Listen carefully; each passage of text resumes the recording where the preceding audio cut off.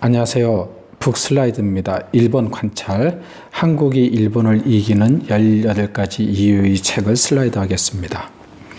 일단 한국이 일본을 이기는 18가지 이유가 있다고 하니 기분이 좋습니다. 이거는 한일전이니까 어쩔 수 없다 이런 생각도 듭니다. 사실은 감정적으로 접근할 건 아니죠. 18가지 이유는 메이지대학 겸임 교수와 일본 총무성 전자정부 추진원 으로 활동하고 있는 염종순 교수가 지은 일본 관찰 30년이라는 책의 부제목입니다. 2020년 2월에 출간되었고요. 이 책이 속한 분야는 경제경영, 각국 경제 중에서 일본 경제입니다.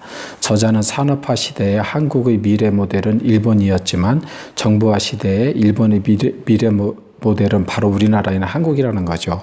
30년간 관찰하고 연구하고 목격한 일본의 민낯과 현주소를 생생하게 풀어낸 책입니다. 예를 들어서 교통의 경우 한국은 제로 베이스의 혁신을 이루어 인터넷 예약 등을 활성화시켰지만 일본은 기존 것을 개선하느라 더욱 고도화된 검표기를 설치하였다고 합니다. 이것은 혁신이 얼마나 어려운지 알려주는 사례의 하나가 아닌가 생각됩니다.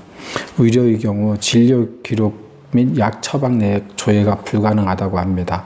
한국에서는 상상할 수도 없죠. 금융도 마찬가지입니다. 금융기관 간 합병전 시스템을 개별적으로 사용하고 있다고 하네요. 의료나 금융 등에서도 한국은 당연하게 데이터화가 되고 하나로 통합되어 사용하는 것이 일본은 그렇게 하지 않고 있다는 것에 놀랐습니다. 심지어 더 가관인 것은 졸업증명서를 발급받더라도 해당 학교를 가야만 한다고 하는데요.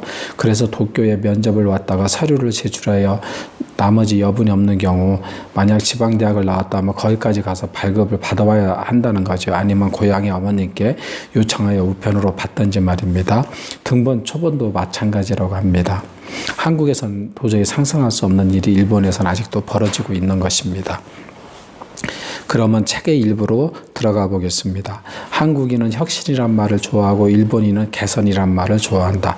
개선은 토요타가 카이젠, 개선은 일본식 발음이라고 하네요. 이런 고유명사를 세계에 퍼뜨릴 정도로 유명한 단어다. 아주 느린 속도지만 개선을 거듭하여 어느 순간 고객의 변화를 눈치채기 전에 무언가를 바꾸어 나간다. 그래서 혁신과 개선이 두 가지 장점이 조화된다면 어떨까 하는 생각이 들었는데요. 하지만 두 가지 이점을 다 취할 수는 없는 것 같습니다. 개선을 택한 일본의 경우는 한국보다는 국가적인 의기가 많이 없어서 발전을 하다 보니 저절로 형성된 개선 쪽에 좀 특화된 기류가 아닌가 싶었습니다. 저자의 인터뷰에서도 이런 것들에 대해서 이야기를 하더라고요. 다음 거 보겠습니다. 의안부 문제나 강제징용 문제가 나올 때마다 일본 정부는 왜 제대로 된 사과와 반성을 할 줄 모르는지 분노를 느끼는 분들이 많겠지만 우리는 자국민들에게도 사과와 반성을 할 줄 모르는 일본 정부와 자국 정부에게 전쟁에 대한 책임과 사과를 요구할 줄 모르는 일본 국민들과 과거사를 논하고 있다는 현실을 직시해야 된다. 일본 정부가 결국은 천황의 의탁을 받아 통치한다는 사상이 있어서 그런 거 아닌가 이런 생각이 들었습니다. 일본 국민에게는 그러니까 정부가 사과도 안 하고 국민들도 사과를 요구할 수 없지 않나 이런 생각이 들었습니다. 왜 그러냐면 천황은 절대 지존이고 절대 선이니까요. 저는 그쪽에 전문가가 아니어서 모르겠지만 한국 정부는 한국민은 한국 정부에 대해서 냉혹한 비판과 또한 그에 따른 정부의 사과하는 것이 많이 있잖아요. 이래서 민주주의는 한국이 일본보다 문제가 있지만 그래도 한 수인가 이런 생각을 하게 되었습니다. 다음 거 보겠습니다. 그렇다 일본은 변하지 않는다. 역사를 돌아봤을 때 지금까지 일본이 혁신할 수 있었던 것은 흑선이 나타나 일본의 개방을 요구하며 의협했던 시기에 절실한 의기감으로 이루어낸 메이지 유신과 국토가 초토화되었던 태평양 전쟁 때뿐이었다. 일본은 새로운 출발을 통해 비약적으로 발전을 해왔다. 이렇듯 이들은 쉽게 변하지 않지만 어느 순간 변할 수밖에 없는 환경이 오면 돌변할 것이다. 머지않아 그때가 오면 한국 기업의 커다란 찬스가 될 거라 기대한다. 여기서도 중복된 내용이기도 한데요. 저자의 인터뷰 중에 혁신과 혁명을 이야기하는 것을 들었습니다. 혁명은 판을 갈아엎는 것이고 혁신은 있던 것 중에 상당 부분을 변화시키는 것인데요. 일본은 두 번의 혁신, 즉 메이지 유신과 일본 패전 말고는 안정적인 성장을 하였기 때문에 그렇다는 것이고요.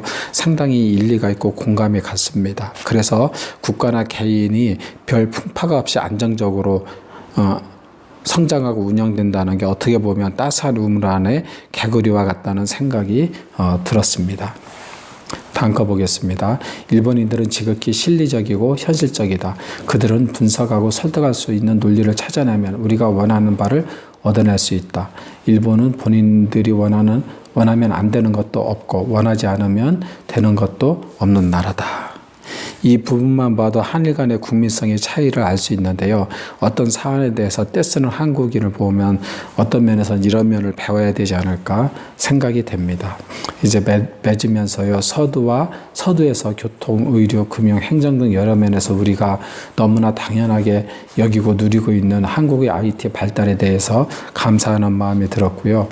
그리고 저자는 뒤떨어진 일본의 정부화에 참여하여 한국인들이 성공할 수 있는 기회가 많다고 하는 것에 인상이 깊었습니다. 여기까지 내용을 슬라이드하였습니다. 감사합니다.